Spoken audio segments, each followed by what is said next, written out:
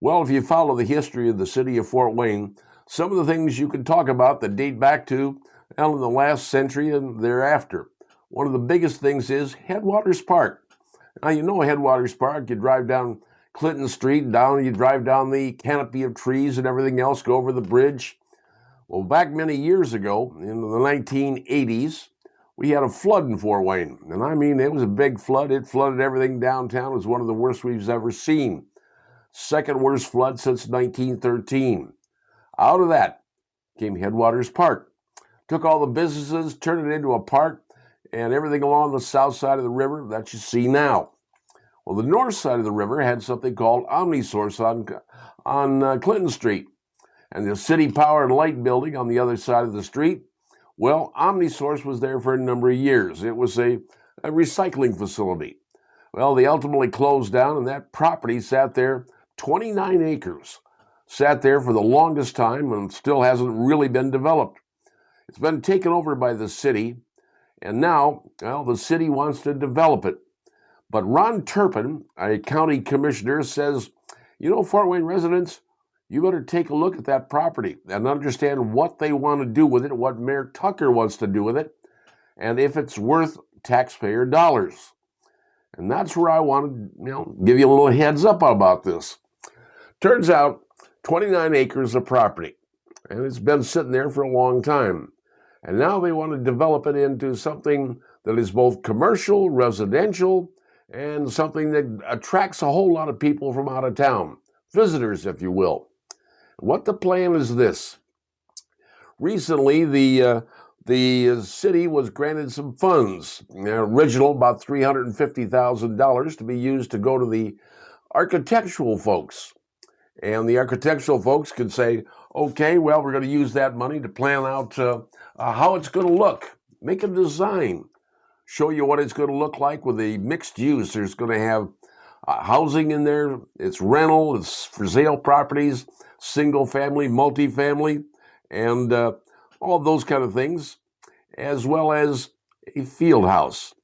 And that's the big thing going on because the another city board is going to be granting $1.5 million also to go to the project, getting everything set up so people can see exactly what it's going to look like. But right now, the field house is going to be the big thing in this particular event, and I want to discuss that because according to the information that's been put out by the city, they want to build a field house of 160,000 square feet.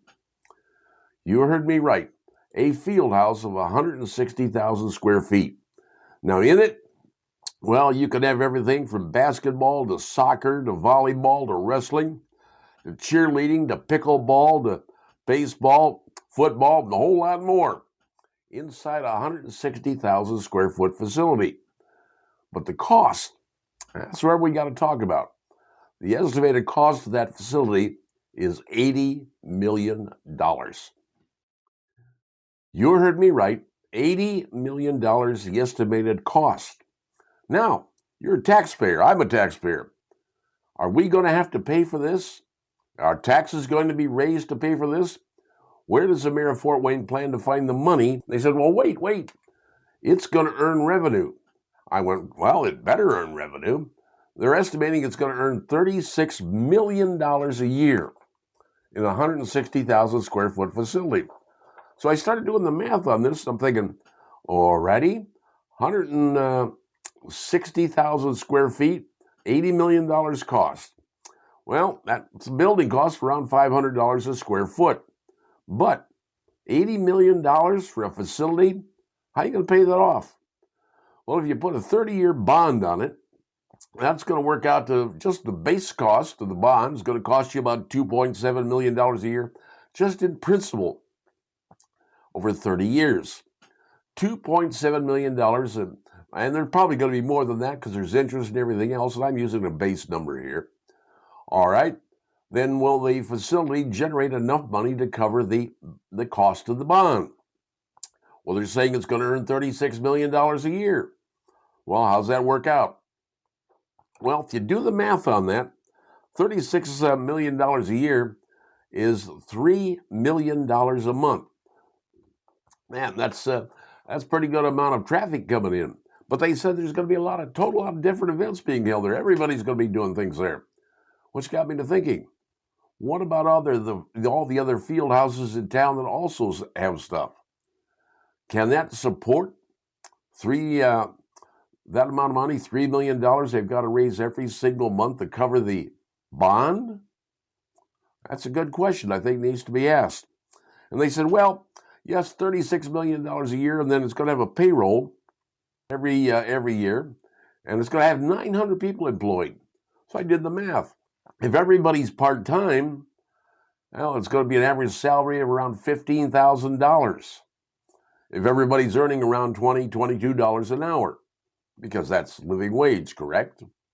So you got to have to cover the cost of that. What are the costs of the utilities going to be? What are the costs of the lights, the gas, all the stuff that needs to be done? Because that's only going to be one portion of the 29 acres. But what is that going to do to places like Parkview Fieldhouse and the Space Fieldhouse and all these other places that sponsor events? Is that going to take them all away?